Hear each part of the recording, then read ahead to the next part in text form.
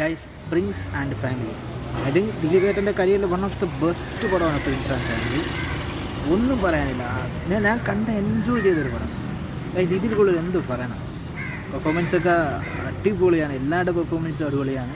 And കണ്ട് രസിച്ച നിമിഷങ്ങളുണ്ട്, കണ്ട് ദുഃഖിച്ച നിമിഷങ്ങളുണ്ട്, കണ്ട് കരഞ്ഞ നിമിഷങ്ങളുണ്ട്, കണ്ട് ആസ്വദിച്ച നിമിഷങ്ങളുണ്ട്. സോ ഇങ്ങനെ ഓൾ ഇൻ ആൾ ഒരു ഇമോഷണൽ ട്രാക്കിൽ കൂടി പോകുന്ന, അല്ലെങ്കിൽ നമ്മുടെ ഫീൽ ട്രാക്കിൽ കൂടി പോകുന്ന ഒരു ഫീൽ ഗുഡ് മൂവിയാണ്. എസ്പെഷ്യലി ഒരു ഡ്രാമ ഫാമിലി മൂവിയാണ് പ്രിൻസ് ആൻഡ് ഫാമിലി.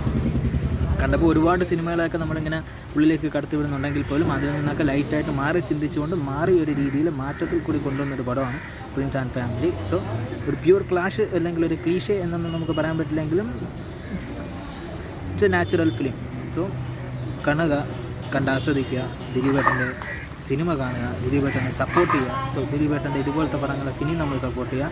പടമാണ് തീയാണ് ഗൈസ്. തീ എന്ന് പറഞ്ഞാൽ എന്താ മക്കളെ, ഇതൊക്കെയാണ് പടം എന്ന് പറയുന്നത്.